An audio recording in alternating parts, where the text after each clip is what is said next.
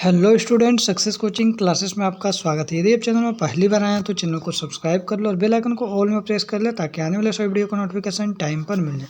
आज हम डिस्कस करने वाले हैं क्लास टेंथ का आपका होने वाला है यह वीडियो। और साइंस का होने वाला है। किसका होने वाला है? साइंस का होने वाला है, जो 2024 के लिए मोस्ट इम्पोर्टेंट सब्जेक्टिव क्वेश्चन आपको बताने वाले हैं। यदि आप इससे पहले आप 31 क्लासेस हमारा नहीं देखे हैं तो आप 31 क्लासेस को देखिए। उसमें बहुत सारा वीडियो आपको डाल दिए जो आपको इम्पोर्टेंट होगा सब्जेक्टिव क्वेश्चन का, ठीक है ना।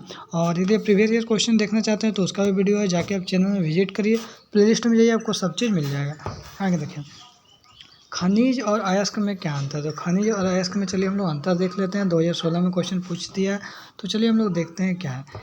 इन प्राकृतिक पदार्थों को जिनमें धातुओं के यौगिक पाए जाते हैं उसको हम लोग खनिज बोलते हैं। ठीक है? जिन खनिज में धातुओं लाभदायक तथा सुविधापूर्वक ढंग से प्राप्त की जाती है उन खनिजों को हम लोग क्या बोलते हैं? अयस्क बोलते हैं। क्लियर हो गया।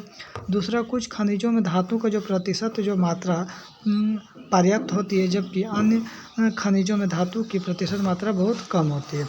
और सभी अयस्कों में धातु की प्रतिशत मात्रा पर्याप्त होती है। 2 पॉइंट क्लियर हो गया।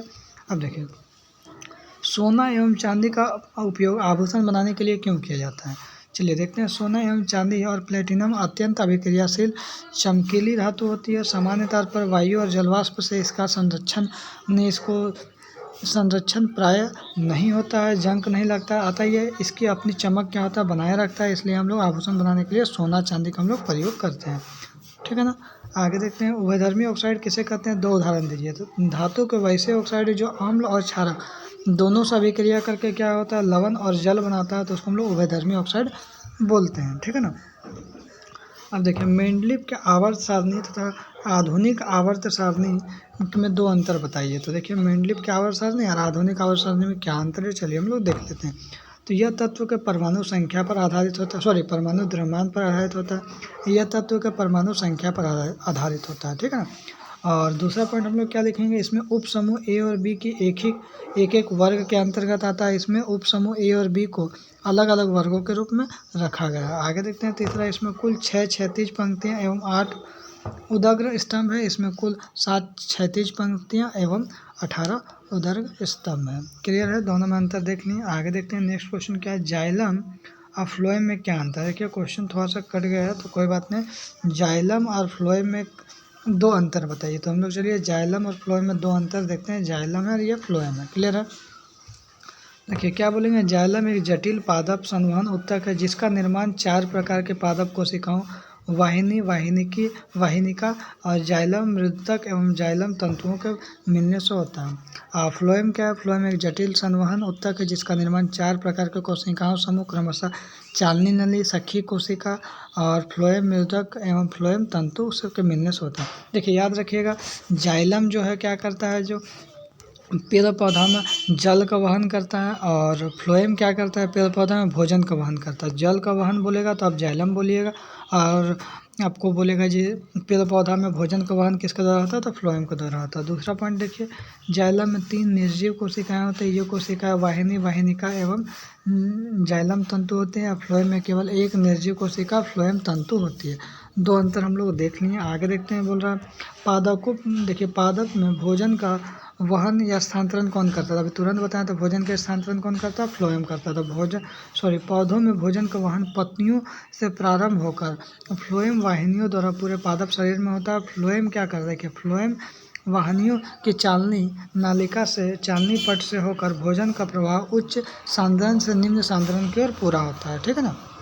आगे देखिए, बोल रहा है पौधों में निम्नलिखित पदार्थों का परिवहन किस प्रकार होता है। तो देखिए, जल का परिवहन कौन करता है भैया? जाइलम द्वारा। खनिज का परिवहन कौन करता है? तो जाइलम द्वारा।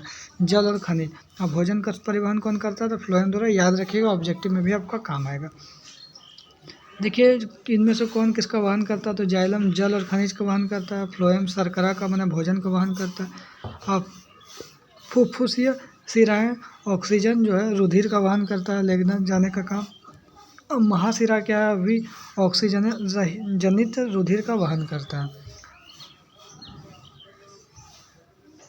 बोल रहा है पादप में जल और खनिज लवण का वहन कौन करता है? पादप में जल और खनिज लवण का वहन जाइलम वाहिनियों द्वारा होता है। परासरण के नियमानुसार मृदा के कारणों के बीच उपस्थित खनिजों का जलीय घोल जड़ों में मूल रूप में प्रवेश करता है और इसी प्रकार उच्च सांद्रण से निम्न सांद्रण की ओर बहता हुआ जाइलम वाहिनियों में पहुंच जाता है। वाष्पोत्सर्जन के कारण उत्पन्न खिंचाव, परासरण दाब एवं कोशिका दाब के प्रभाव में जलीय घोल पौधों में शीर्ष भाग तक पहुंच जाता है। इसे रसारोहण भी कहते हैं। ठीक है ना। आगे देखते हैं नेक्स्ट क्वेश्चन क्या बोल रहा है। अनवीकरण और नवीकरण ऊर्जा स्रोत में क्या अंतर है। तो ऊर्जा के वे स्रोत जो समाप्त होने वाले हैं, जिनकी प्रकृति में उत्पत्ति हजारों वर्ष बाद होता है, उसको अनवीकरण ऊर्जा स्रोत बोलते हैं। जैसे कोयला। ऊर्जा के वे स्रोत जो अपरिमित होते हैं, उन्हें कभी खत्म नहीं होगा, जिसकी प्रकृति निरंतर प्रदान करती रहती है, उसको नवीकरण ऊर्जा स्रोत बोलते हैं। सौर ऊर्जा हो जाएगा। दूसरा पॉइंट क्या लिखे हैं, अनवीकरण ऊर्जा स्रोत वायुमंडल को प्रदूषित करते हैं, लेकिन नवीकरण ऊर्जा स्रोत वायुमंडल को प्रदूषित नहीं करते हैं। आगे देखते हैं क्या है, कुछ क्वेश्चन क्या है। एक विद्युत परिपथ में निम्नलिखित में से किस क्रम को किस में जोड़ता है। तो याद रखिएगा, एमीटर को श्रेणी क्रम में हम लोग जोड़ते हैं, वोल्ट मीटर को हम लोग क्या करते हैं, समांतर क्रम में जोड़ते हैं, और गैल्वेनोमीटर को हम लोग श्रेणी क्रम में जोड़ते हैं। आगे देखते हैं नेक्स्ट क्वेश्चन क्या बोला है। बस आज के लिए हमारा इतना ही क्वेश्चन था, जो मोस्ट इम्पोर्टेंट क्वेश्चन आपको बताएं। तो यदि आप चैनल में पहली बार आए होंगे तो चैनल को सब्सक्राइब जरूर कर लें। फिर मिलते हैं हम लोग नेक्स्ट वीडियो में। Thank you so much.